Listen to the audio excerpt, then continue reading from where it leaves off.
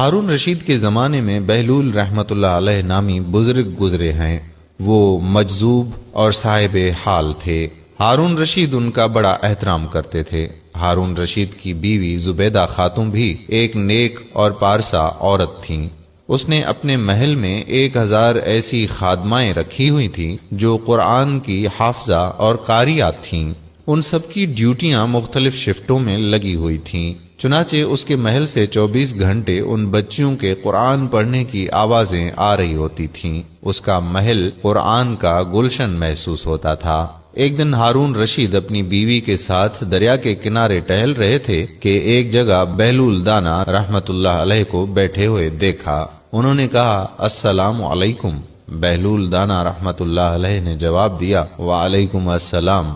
ہارون رشید نے کہا کہ بہلول کیا کر رہے ہو؟ انہوں نے کہا کہ میں ریت کے گھر بنا رہا ہوں۔ انہوں نے پوچھا کہ کس کے لیے بنا رہے ہو؟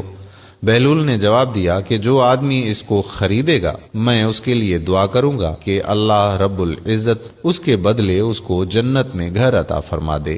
بادشاہ نے پوچھا کہ بہلول اس گھر کی قیمت کیا ہے؟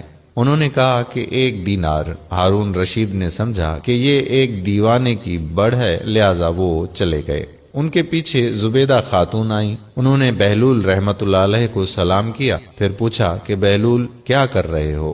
انہوں نے کہا کہ میں ریت کے گھر بنا رہا ہوں۔ انہوں نے پوچھا کہ کس کے لیے بنا رہے ہو؟ بہلول رحمت اللہ علیہ نے جواب دیا کہ جو آدمی اس گھر کو خریدے گا اس کے لیے دعا کروں گا کہ یا اللہ اس کے بدلے اس کو جنت میں گھر عطا فرما دے۔ انہوں نے پوچھا کہ بہلول اس گھر کی قیمت کیا ہے؟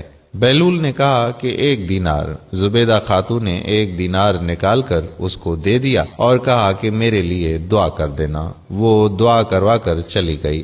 رات کو جب ہارون رشید سوئے تو انہوں نے خواب میں جنت کے مناظر دیکھے، آبشاریں، مرغزاریں اور پھل پھول وغیرہ دیکھے۔ اس کے علاوہ بڑے اونچے اونچے خوبصورت محلات بھی دیکھے۔ ایک سرخ یاقوت کے بنے ہوئے محل پر انہوں نے زبیدہ کا نام لکھا ہوا دیکھا۔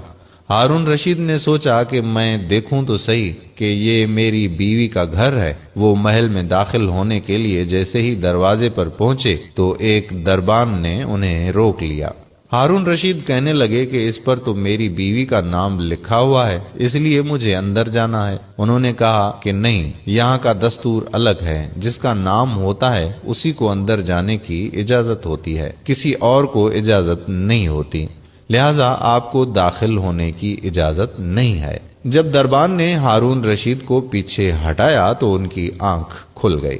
انہیں بیدار ہونے پر فوراً خیال آیا کہ مجھے تو لگتا ہے کہ بہلول کی دعا زبیدہ کے حق میں اللہ رب العزت کے ہاں قبول ہو گئی۔ پھر انہیں اپنے آپ پر افسوس ہوا کہ میں بھی اپنے لیے ایک گھر خرید لیتا تو کتنا اچھا ہوتا۔ ساری رات اسی افسوس میں کروٹیں بدلتے رہے۔ صبح ہوئی تو اس نے دل میں سوچا کہ آج پھر میں ضرور دریا کے کنارے جاؤں گا۔ اگر آج مجھے بہلول ملے تو میں بھی ایک مکان ضرور خریدوں گا۔ چنانچہ وہ شام کو پھر بیوی کو لے کر چل پڑے۔ وہ بہلول کو تلاش کرتے ہوئے ادھر ادھر دیکھ رہے تھے۔ انہوں نے دیکھا کہ ایک جگہ بہلول بیٹھا اسی طرح کا مکان بنا رہا تھا۔ انہوں نے کہا، السلام علیکم۔ بہلول نے جواب دیا، وعلیکم السلام۔ ہارون رشید نے پوچھا کہ کیا کر رہے ہو؟ بہلول نے کہا کہ میں گھر بنا رہا ہوں۔ انہوں نے پوچھا کس لیے؟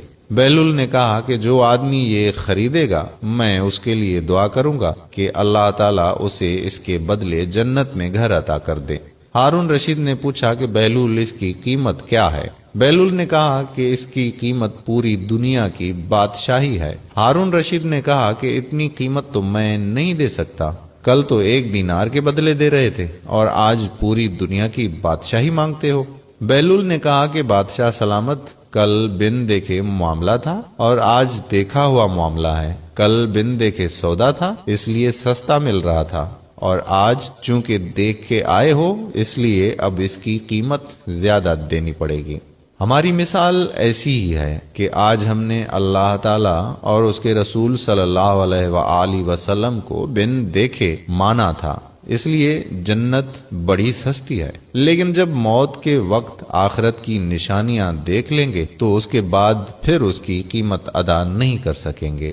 ارشاد باری تعالیٰ ہوا کہ روز محشر مجرم یہ تمنا کرے گا کاش میں اپنی سزا کے بدلے میں اپنا بیٹا دے دیتا، بیوی دے دیتا، اپنا بھائی دے دیتا، وہ خاندان والے دے دیتا جو اسے ٹھکانہ دیتے، حتیٰ کہ جو کچھ دنیا میں ہے وہ سب دے دیتا اور میں جہنم سے بچ جاتا۔ فرمایا ہرگز نہیں، ہرگز نہیں۔ اللہ تعالیٰ مجھ گنہگار سمیت ہم سب مسلمانان عالم کو عین صراط مستقیم پر چلاتے ہوئے ہم سب کا خاتمہ بالخیر فرمائے، اور روز قیامت سب کے نامہ اعمال دائنے ہاتھ میں تھماتے ہوئے میرے پیارے رسول حضرت محمد مصطفیٰ احمد مجتبیٰ صلی اللہ علیہ وآلہ وسلم کے پڑوس میں جگہ عطا فرمائے۔ آمین ثم آمین یا رب العالمین۔